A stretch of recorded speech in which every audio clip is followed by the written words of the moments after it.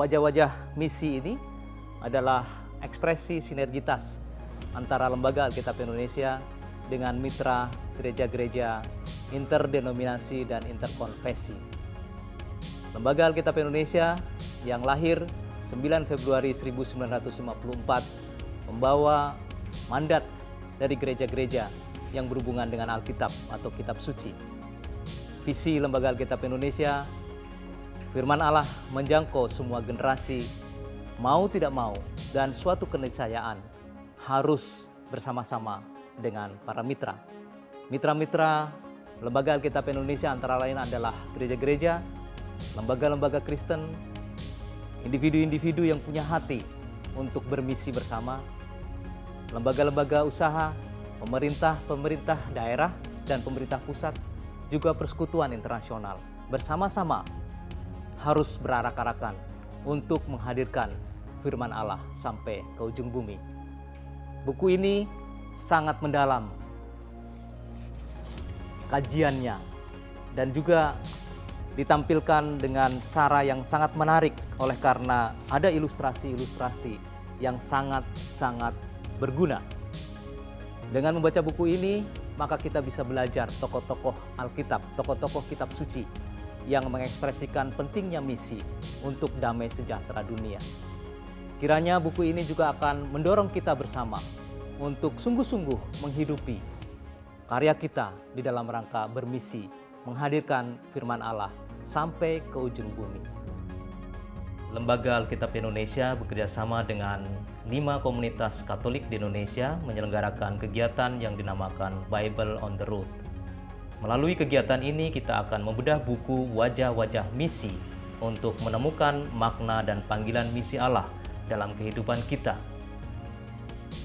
Oleh karena itu, saya mengajak dengan penuh semangat seluruh kaum muda untuk menjadi bagian dari misi Allah dimanapun berada.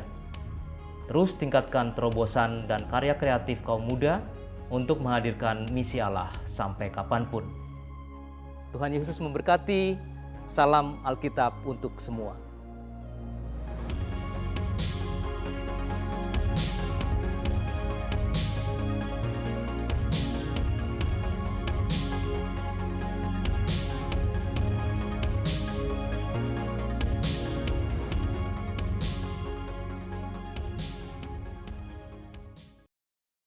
Halo teman-teman dan rekan-rekan muda sekalian, salam jumpa, salam kenal. Saya Vio dari komunitas Domus Cordis. Hari ini ketemu lagi kita dalam acara bedah buku. Buku apa sih yang kita bedah? Buku Wajah-Wajah Misi terbitan LAI. Nah, ini buku keren banget sih. Kalau menurut saya, buku ini nih enak banget dibacanya. Isinya apa sih? Isinya nih membahas tokoh-tokoh yang punya misi. Jadi kisah-kisah misi dalam kitab suci. Nah, ini persembahan dari Pendeta Anwar Chan, Bapak Hortensius Mandaru, dan Budi Injelina. Nah, di dalamnya ada tokoh-tokoh siapa aja sih yang dibahas. Di sini sebenarnya ada macam-macam, mulai dari Adam dan Hawa, Abraham dan Sarah, terus sampai Yesus, Maria, Paulus, Maria Magdalena, dan banyak lagi. Dan yang menariknya teman-teman, di sini ilustrasinya enak dibaca ya, dan satu tokoh itu cuman 2 halaman. Jadi ini buku enak banget kalau kita mau mengenal tokoh-tokoh kitab suci, khususnya kita dapat highlight soal misi. Nah, tujuan diadakan bedah buku ini apa sih? Sebenarnya LAI ini punya program. Dengan buku ini, sebenarnya LAI ingin punya sebuah campaign untuk mengajak teman-teman semuanya, khususnya rekan-rekan muda juga, untuk terlibat dalam upaya penyebaran kitab suci ke daerah-daerah yang khususnya tidak punya akses atau kemampuan untuk mendatangkan kitab suci. Sehingga misinya adalah untuk mengirimkan sebanyak-banyaknya kitab suci ke tempat-tempat dan orang-orang tersebut sampai semua orang bisa membaca kitab suci. Jadi kalau teman-teman mau enroll, wah terinspirasi banget, pengen ikut gerakan ini bersama-sama, ikut punya misi menyebarkan kitab suci ini ke begitu banyak orang maupun sampai ke pelosok-pelosok, silakan teman-teman tanya-tanya lebih lanjut aja sama LAI untuk ikut serta. Nah, pertanyaannya, kenapa sih saya harus capek-capek ikutan misi kitab suci? Orang kitab suci aja saya agak asing nih, saya jarang baca. Kayaknya relevan gak sih kitab suci dalam hidup saya? Nah, sebelum saya coba bahas tokoh hari ini, saya mau cerita dikit pengalaman pribadi saya. Nah, saya sendiri hidup di keluarga yang ya kalau baca kitab suci itu mungkin dalam ibadah mingguan di gereja gitu ya. Tidak pernah secara khusus untuk membaca kitab suci. Nah, sampai di satu titik ketika saya mengalami Tuhan dan saya diajarkan, kalau kita sebagai pengikut Kristus mau bertumbuh, kita harus bertumbuh salah satunya dengan membaca firman Tuhan yang tertulis di kitab suci. Nah, waktu itu saya baru sadar bahwa kitab suci itu isinya adalah surat cintanya Tuhan sama saya gitu. Nah, waktu itu saya enroll ke gereja saya cari kelompok yang membahas pertemuan kitab suci. Saya melihat begitu banyak orang-orang muda di luar sana yang benar-benar eager to read gitu, yang benar-benar haus untuk membaca kitab suci dan merenungkan firman Tuhan. Dan ketika saya sampai di gereja saya datang ke gereja saya cari tahu kelompoknya, dan ternyata saudara-saudara, saya ketemu dengan orang-orang yang berusia 40-an. Nah, waktu itu saya usianya 21 kalau nggak salah ya. 40-an ini tahun kelahiran, bukan umurnya. Ada yang lahir tahun 1941, 1945. Wow, luar biasa. Dan waktu itu saya bilang, hah? Masa sih saya satu-satunya orang muda di gereja ini yang pengen belajar kitab suci? Akhirnya langsung aja tuh saya enroll dan of course saya mencolok perhatian dan akhirnya ditugasin macem-macem ya di kelas pembelajaran kitab suci itu. Singkat cerita, selama beberapa tahun saya mencoba mengolah diri saya untuk baca kitab suci. Satu hal yang saya temukan teman-teman, kitab suci itu ternyata relevan banget dan hidup banget buat situasi kita di masa kini. Mau itu pandemi kayak sekarang, atau mau itu kisah cinta kita, mau itu keuangan, cara berbisnis, cara kita bersosialisasi, cara kita berkonfrontasi yang sehat, memimpin, semuanya inspirasi-inspirasi itu bisa kita temukan di kitab suci. Nah, teman-teman, jebakan Batman-nya tuh seringkali gini ya. Kalau kita baca kitab suci, kita membaca dengan kacamata yang salah. Kenapa? Kitab suci itu adalah buku iman. Karena isinya adalah pesan iman yang dituliskan oleh para penulis dengan inspirasi Roh Kudus untuk kita semuanya. Seringkali kita baca kitab suci pakai kacamata nih ya, kacamata buku biologi, atau kacamata buku sejarah, atau kacamata buku matematika dan statistika. Sehingga akhirnya pesan yang kita tangkap itu mungkin saja keliru. Contoh nih ya, kalau buku pendidikan biologi tentang sistem reproduksi dibaca dengan kacamata yang salah, akhirnya mungkin orang bisa, wah jorok nih ya, masa di SMA, di sekolah belajar tentang hal-hal yang kayak gituan gitu. Ya padahal kalau buku biologi kita baca dengan kacamata biologi itu menjadi ilmu pengetahuan. Sama, kitab suci itu kita baca dengan kacamata iman. Nah, cuman kitab suci nih kata-katanya susah, atau mungkin nggak begitu mudah untuk saya pahami atau terima. Jangan-jangan nanti saya cocok logi lagi. Saya cuma mau terima apa yang saya suka. Nah, makanya teman-teman, di sini kita sama-sama belajar bersama-sama dengan orang-orang yang lebih mengerti dan belajar secara bersama-sama sehingga kita nggak tersesat dalam cocok loginya kita gitu ya. Nah, jadi itu sedikit pengalaman saya dengan kitab suci, dan sejak saat itu mungkin berarti ya beberapa tahun yang lalu lah ya, mungkin belasan tahun yang lalu akhirnya saya mulai membiasakan diri untuk setiap hari menghidupi firman Tuhan lewat kitab suci. Ada up and down-nya sih, tapi at least buat saya firman Tuhan itu, kalau saya nggak bisa dengar Tuhan berbicara langsung pada saya, lihat aja kitab suci. Itulah kata-kata yang Tuhan mau sampaikan kepada teman-teman semua secara pribadi, termasuk pada saya. Nah, balik ke topik nih, hari ini kita mau bedah buku. Nah, hari ini saya ke bagian tokoh Musa. Ya, Musa. Di sini Sebenarnya saya mau coba bahas ya soal Musa, apa sih yang ditulis di sini, dan saya nanti juga mau nambahin bagaimana kisah Musa ini bisa membantu saya dalam situasi hidup saya saat ini. Nah, ini bukunya nih, itu Musa. Ya, Musa. Nah, di buku ini sih menarik banget sih kalau kita mau kenal Musa gitu ya. Kita yang kita tahu apa sih sekarang? Oke, Musa itu nabi yang besar di dalam perjanjian lama. Bahkan Yesus pun menyebut-nyebut Musa. Dan bahkan ketika Yesus dimuliakan di Gunung Tabor, ada Musa dan ada Elia. Jadi kalau kita lihat ya, Musa tuh nabi yang besar banget ya.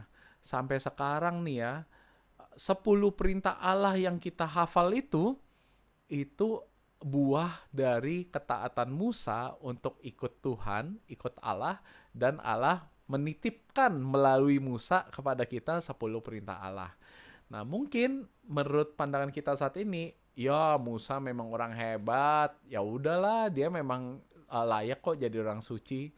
Tunggu dulu. Nah, kalau kita lihat nih ya, di dalam buku wajah-wajah misi ini sedikit ada gambaran bagaimana kehidupan Musa. Umum ya, secara singkat banget ya. Musa itu kan kita tahu ya kisah hidup awalnya. Wah, menarik banget ya. Aku akan baca ini dari wajah-wajah misi ini paragraf per paragraf. Setelah aku bacain, kita dengarkan lagi penjelasan dari Vio ya. Oke, aku akan mulai. Musa adalah tokoh terbesar dalam perjanjian lama. Bahwa ia calon orang besar sudah kelihatan sejak lahirnya. Ayah ibu berasal dari suku Lewi, kasta Imam Saleh. Terlahir sebagai bayi yang mungil, ia terpaksa disembunyikan di Sungai Nil. Berbeda dengan semua bayi laki-laki Yahudi lainnya, Musa justru diselamatkan dari air oleh putri Firaun sendiri. Ibunya menyamar sebagai inang penyusunya. Setelah itu, Musa dibesarkan di istana Raja Mesir, tempat sekolah dan pendidikan calon pemimpin dan pegawai. Jelas, Musa itu paket lengkap.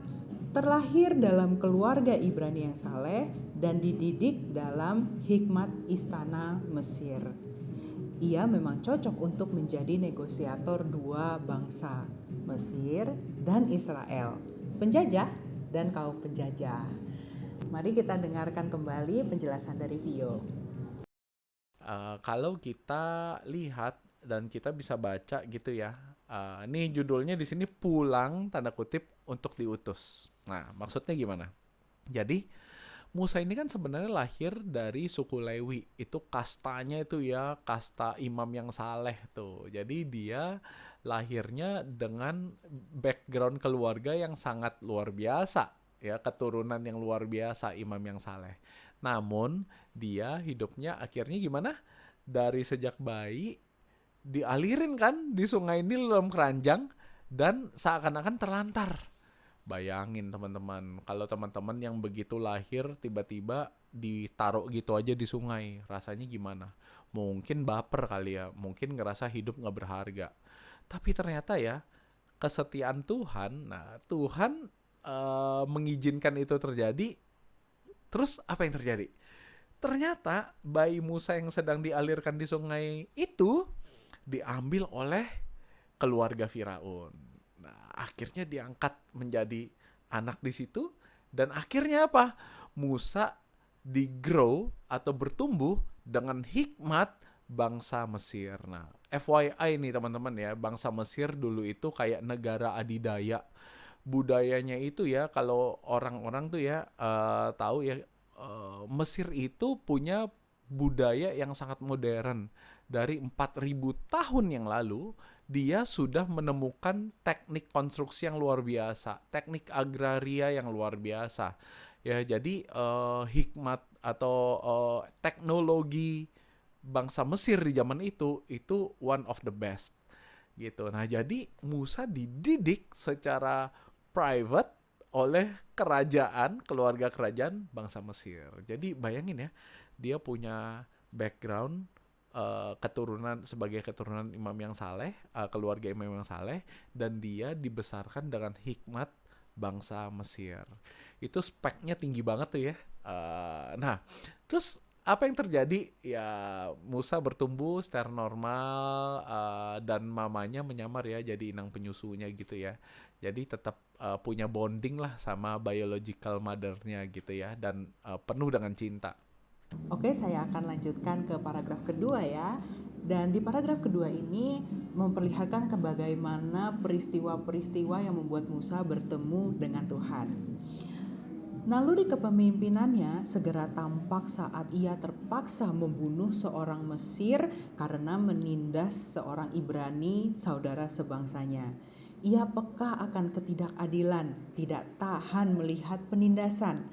Saat melerai dua orang Ibrani yang bertikai, perannya sebagai penengah ditolak.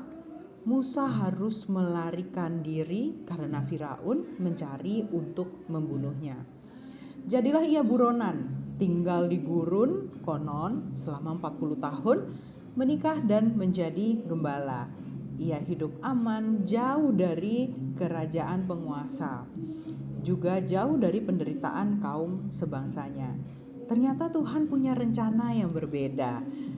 Bakat kepemimpinannya harus dipakai. Kepekaannya akan ketidakadilan adalah modal untuk proyek Allah yang lebih besar. Nah, singkat cerita, ketika ia bertumbuh, masa muda dia, hati dia itu peka sama yang namanya ketidakadilan. Terbukti apa? Ketika melihat ada bangsanya yang ditindas oleh bangsa Mesir, wah, dia step up, dia take charge, tapi kebablasan. Dia bunuh tuh orang yang nindas gitu, dan akhirnya dia jadi buronan, dia kabur. Nah, teman-teman, sometimes ya ketika kita punya background yang dari keluarga yang baik ya, terus kita mengenyam pendidikan, dapat the best facility untuk grow, untuk bertumbuh ya, sometimes kita slip dan kita bisa jatuh juga gitu dalam tindakan-tindakan yang salah atau tidak benar.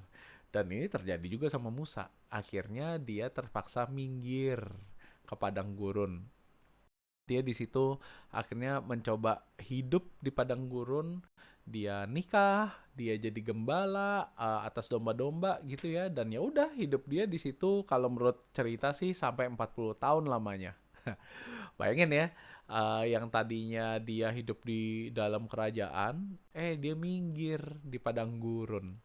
Ya, tapi ya life should go on, dia terima konsekuensi dari kesalahan dia, apa tindakan yang dia lakukan, dan dia minggir, nggak apa-apa deh, saya hidup di padang gurun, I move on.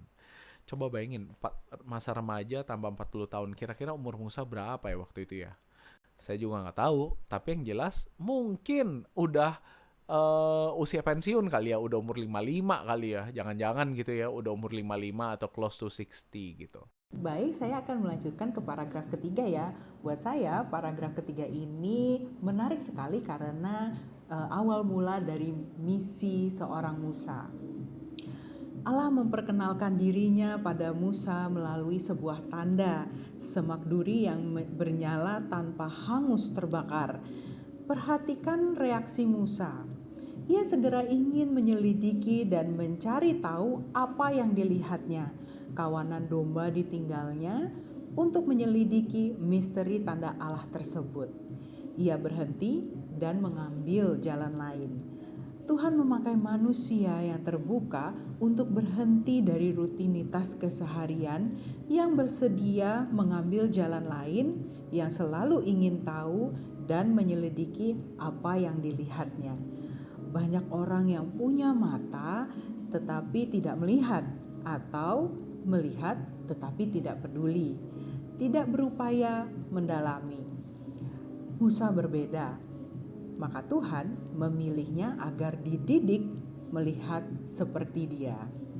Musa harus melihat dengan mata Tuhan. Sungguh aku telah memperhatikan kesengsaraan umatku di tanah Mesir. Aku telah mendengar teriakan mereka yang disebabkan oleh pengawas kerja paksa mereka. Sesungguhnya aku mengetahui penderitaan mereka. Dari Keluaran 3 ayat 7. Tapi apa yang terjadi? Ceritanya kalau orang udah umur 60 itu kan usia pensiun ya.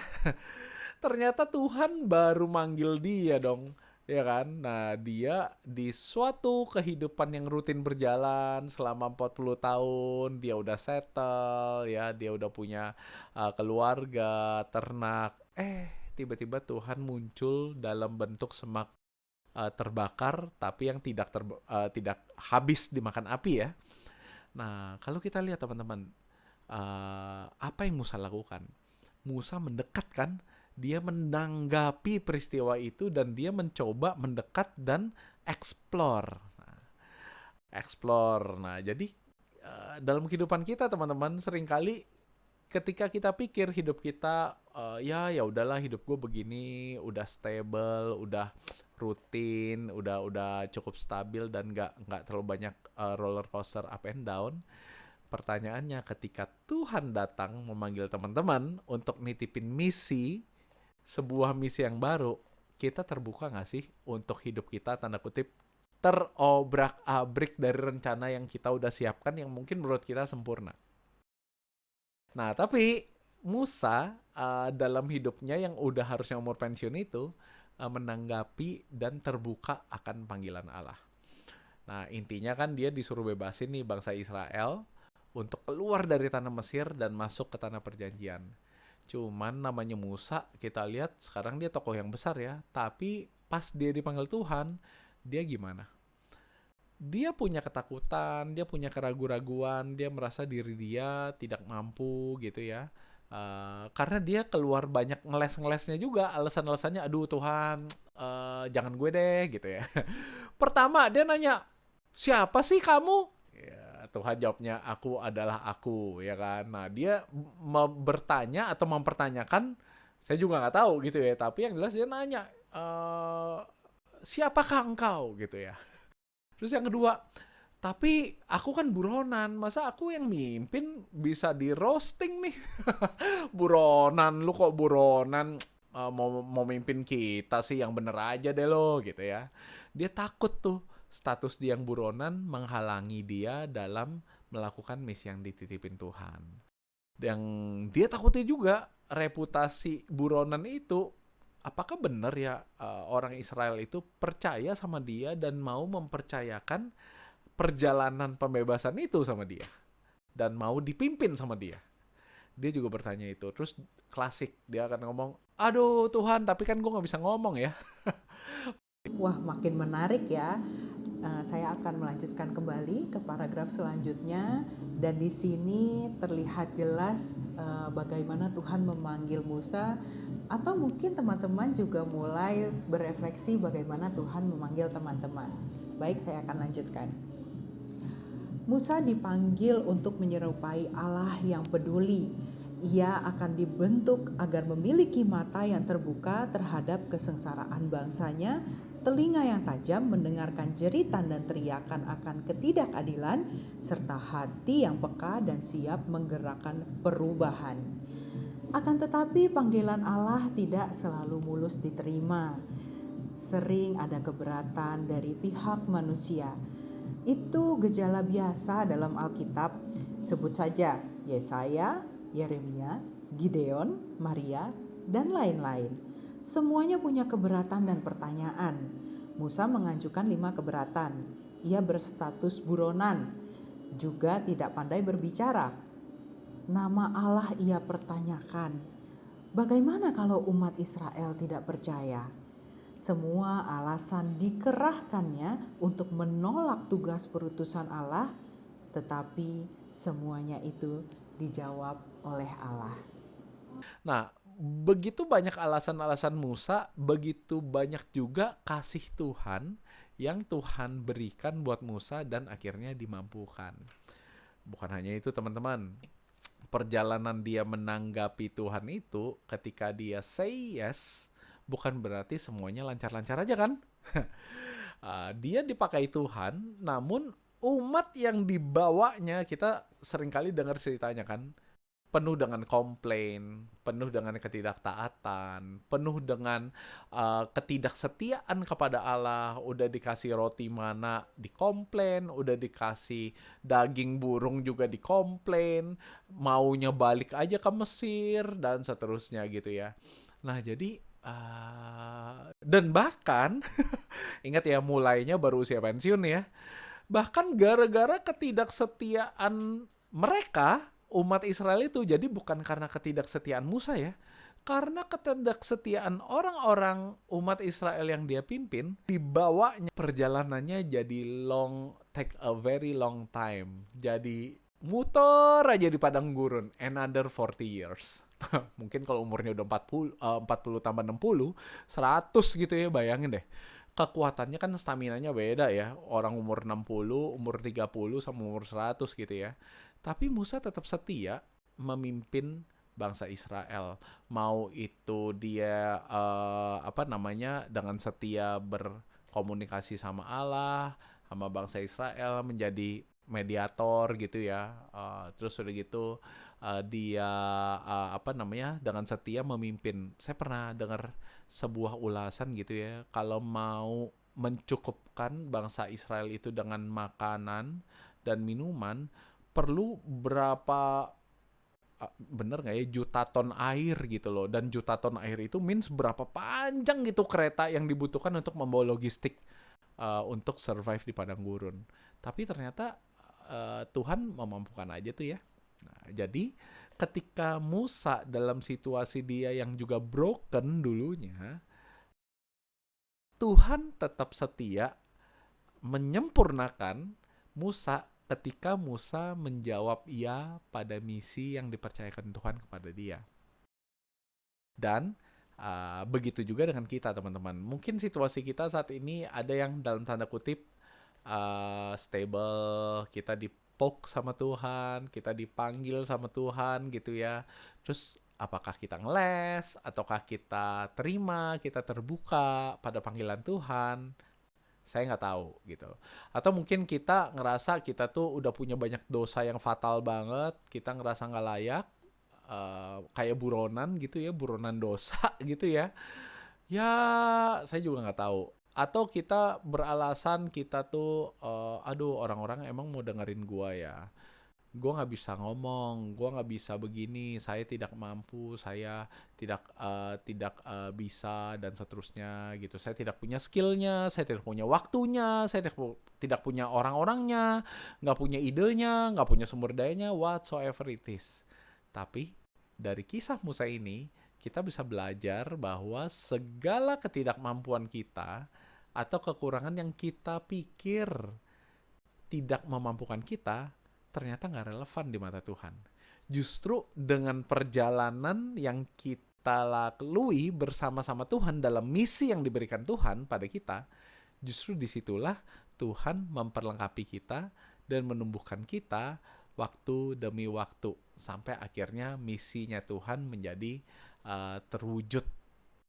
Bagaimana teman-teman punya pengalaman yang serupa dengan Musa? Tentunya sedikit banyak kita punya pengalaman seperti itu ya. Saya akan melanjutkan setelahnya. Allah memampukan mereka yang dipilihnya. Di satu pihak, tugas dari Tuhan sungguh besar dan berat, melebihi kemampuan manusia. Namun di pihak lain, Tuhan senantiasa menyertai dan menolong manusia mencari jalan keluar, menunjuk rekan kerja, menunjukkan kemampuan yang sudah dimiliki manusia. Keberatan manusia bukanlah tanda kelemahan, justru itu menjadi tanda bahwa tugas dan misi manusia sepenuhnya berasal dari Allah, bukan dari ambisi dan kepentingan kita. Panggilan Musa menjadi model bagi saya dan Anda, para pelayan Tuhan.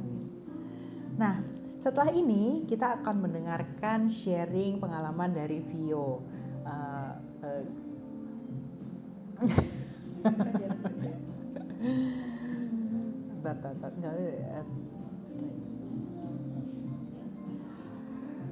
Nah, setelah ini kita akan mendengarkan sharing pengalaman dari Vio. Semoga pengalamannya menjadi inspirasi buat teman-teman semuanya.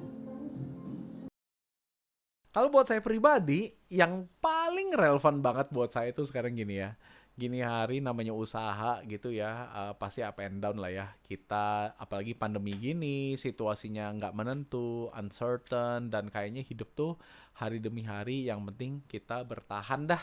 Jangan sampai bangkrut, jangan sampai jadi gelandangan ya kan, jangan sampai jatuh miskin, jangan sampai kelaparan. Nah, itu harapan banyak orang gitu ya, termasuk saya. Nah, tapi satu kisah Musa, kalau kita tarik lebih jauh lagi sampai akhir perjalanannya dia, coba deh teman-teman. Ini menarik ya. Kadang-kadang kita pikir kalau kita ikut Tuhan ya, hidup kita tuh pasti berhasil, sukses, kaya, freedom of time, freedom of money, dan seterusnya gitu ya. Dan Tuhan menepati janjinya itu dalam bentuk yang kita inginkan, yaitu apa? Kaya, berhasil, bahagia, sehat gitu ya. Nah, kalau kita lihat kisah Musa ya, di awalnya Tuhan janjiin apa sih? Oke, kamu tolong bawa umat pilihanku untuk keluar dari tanah Mesir dan menuju ke tanah terjanji. Di situ ada tanah yang berlimpah dengan susu dan madu. Weh, asik ya. Susu dan madu. Itu kan nggak bakal pernah kelaparan, sejahtera, damai, nggak ada peperangan gitu ya, peaceful. Nah, dunia yang seperti itu kan sangat luar biasa ya. Dan apa yang terjadi ketika Musa telah dengan setia menjalankan dan menjawab ya pada misi yang Tuhan percayakan, dia harus diputer-puter, diobok-obok di padang gurun, bukan karena ketidaksetiaan dia, tapi karena ketidaksetiaan bangsa pilihan Tuhan yang Tuhan suruh dia gembalakan itu. Kalau kita menyelami perasaan Musa, gimana ya rasanya kira-kira ya? Nah, tapi yang paling amazing adalah karena kelamaan muter-muter di padang gurun ya, sampai di satu titik ketika Musa udah berada tepat di bukit sebelum masuk ke tanah terjanji itu. Benar? Depan sono tuh ada tanah Kanaan itu, udah mau masuk nih. Tahu nggak? Tuhan bilang, "Oke, time's up. Your time has come, please hand over to Joshua." Bayangin deh perasaan Musa gimana kira-kira. Mungkin kalau kita yang di posisi itu, lah Tuhan lagi mau bercanda ya sama gue ya? Lu bilang lu janjiin gue masuk ke tanah terjanji, tapi kok giliran gue udah mau masuk tanah terjanji gue disuruh hand over? Kapan gue nikmati nih tanah terjanjinya? Bener gak? Tapi tau gak? Musa ketika dia sampai di titik tersebut ya, dia dengan tulus, dia dengan senang hati handover ke Yosua. Hati dia tuh tidak terikat oleh gift yang Tuhan janjikan kepada dia, yang adalah tanah terjanji atau tanah Kanaan yang berlimpah susu madu tadi. Tapi apa yang dia hayati? Dia cuma bilang gini, kalau misalnya ibarat kata nih ya, kalau zaman sekarang nih ya, kalau ada orang atau orang tuamu ngasih kamu handphone yang paling canggih, misalnya ngasih merek iTit gitu ya, misalnya yang paling baru gitu ya, pas udah mau dikasih nggak jadi. Nah, pertanyaannya, yang lebih berharga itu hadiahnya atau yang memberikan hadiahnya? Ya kalau dikasih hadiahnya sih enak ya, tapi sebenarnya yang memberi hadiahnya itu jauh lebih berharga daripada hadiahnya, bener nggak? Kalau hadiahnya tuh hilang, selama kita connect sama pemberi hadiahnya, kita punya relasi yang intim dengan pemberi hadiahnya, mau hadiah yang lebih bagus dan kapanpun dan berapapun pasti masih bisa dikasih, betul nggak? Musa, sikap hati dia saat itu adalah ketika dia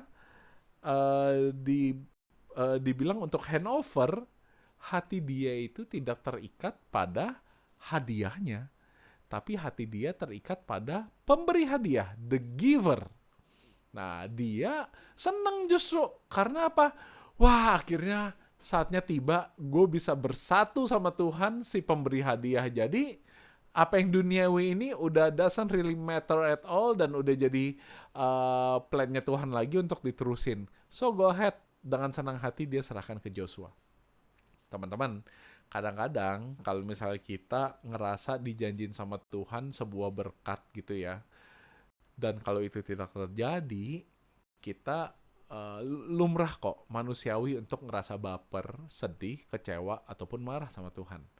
Tapi mungkin kalau kita lihat lagi dari inspirasi kisah Musa ini, jangan-jangan hati kita itu terikat sama berkatnya, bukan sama si pemberi berkat. Nah, dari inspirasi kisah Musa ini selalu meneguhkan saya ketika saya belum memperoleh atau mendapatkan apa yang saya kira baik gitu ya. Saya selalu ingat kisah Musa ini. Ketika itu, oke, berkatnya atau pemberi berkat yang lebih penting ya. Of course, pemberi berkat yang lebih penting. Nah, jadi kisah Musa ini buat saya secara pribadi sungguh meneguhkan saya. Dan harapan saya dengan saya berbagi sedikit, kisah Musa ini juga bisa meneguhkan teman-teman di dalam berbagai dinamika dan situasi teman-teman. Jadi teman-teman, kisah Musa seru ya. Kalau misalnya mau dikasih Musa jadi retret 3 hari 2 malam, kita bisa timba banyak banget. Jadi retret 10 hari, kita bisa timba banyak banget dari perjalanan Musa. Nah, tapi itu sedikit cuplikan yang mau ditawarkan di buku Wajah-Wajah Misi ini. Jadi teman-teman, hari ini kita udah bahas soal Musa. Minggu lalu kita udah bahas soal Ruth. Minggu depan kita bahas siapa?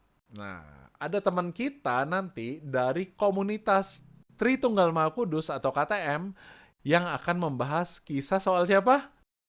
Kita sering doa sama santai ini, dan bahkan doanya sambil lewat. Kadang-kadang ya, tapi ada yang berdoa dengan kusyuk. Siapa dia? Nah, dia adalah Maria Ibu Yesus. Nah, jadi minggu depan teman-teman bisa menimba inspirasi kisah misi yang Tuhan berikan kepada Maria Ibu Yesus tuh apa sih yang bisa kita ambil sebagai inspirasi kita. Jadi teman-teman, semoga bedah buku yang kali ini bisa memberi insight juga buat teman-teman. Bukan cuma soal kisah Musanya sih, insight bahwa ketika kisah kitab suci dapat kita baca dengan kacamata yang tepat, ini justru bisa menjadi sebuah referensi yang sangat relevan buat mendampingi setiap pergumulan maupun situasi hidup kita. Ketika kita lagi di situasi sulit, ataupun ketika kita lagi berada di situasi yang bersukacita gitu, supaya tetap tahu diri dan gak lupa diri. Nah, jadi saya bersyukur banget sih dikasih kesempatan sama LAI untuk ikutan share di sini, dan saya akan bener-bener grateful banget ketika teman-teman bisa terinspirasi melalui kisah ini, dan bahkan teman-teman bisa terinspirasi untuk membaca lebih jauh inspirasi-inspirasi kitab suci yang lainnya. Dari tokoh-tokohnya, dari cerita-ceritanya, dan bahkan akan lebih Marco top lagi ketika teman-teman mungkin tergerak untuk turut membantu LAI menjalankan misi yang diberikan Tuhan untuk membantu penyebaran kitab suci hingga ke pelosok-pelosok daerah, supaya sabda Tuhan ini benar-benar sungguh bisa dirasakan dan dinikmati oleh orang-orang yang hidup paling terpencil sekalipun. Jadi teman-teman, setiap teman-teman membeli buku ini, nah dananya yang terkumpul akan digunakan oleh LAI untuk mendukung misi tersebut. Bahkan kalau teman-teman misalnya mau terlibat sebagai volunteer, sangat-sangat welcome banget gitu loh untuk turut serta menjalankan misi ini gitu. Jadi buat saya rasa cukup sekian dulu. Semoga semua waktu yang telah kita spend selama beberapa waktu ini cukup bisa menambah nilai keimanan teman-teman, juga meneguhkan teman-teman, dan bahkan bisa menginspirasi teman-teman untuk terlibat lebih lagi, membaca kitab suci, menghidupi nilai-nilai yang ada di kitab suci, dan terlibat dalam misi yang dipercayakan oleh Tuhan kepada teman-teman. Salah satunya bisa melalui misi yang dilakukan oleh LAI ini. Atau teman-teman cari tahu aja, Tuhan mau apa sih dalam hidup teman-teman, di dalam keluarga teman-teman, di dalam gereja, atau di dalam masyarakat. di lingkungan sekitar teman-teman, bahkan di lingkungan hidup teman-teman. Apa sih yang Tuhan mau? Temukan misi teman-teman, dan ingat, Musa jangan kita lihat sebagai nabi yang udah besar dari awalnya, tapi Musa pun berangkat dari situasi yang broken, yang tidak sempurna, namun karena dia menjawab iya pada panggilan Tuhan, Tuhan mendampingi dia dengan setia hingga garis akhirnya, dan dia boleh bersatu sama Tuhan sang pemberi berkat. Sekian dari saya teman-teman. Sampai ketemu lagi di kesempatan berikutnya. Saya Violison Marteo dari Domus Cordis. Undur diri dari hadapan teman-teman. Terima kasih, sampai jumpa, dan Tuhan memberkati kita semuanya. Shalom.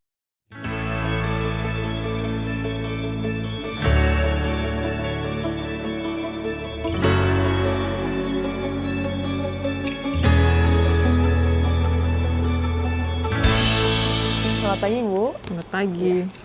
Pesanannya 5 buku wajah-wajah misi, Bu ya. Ya.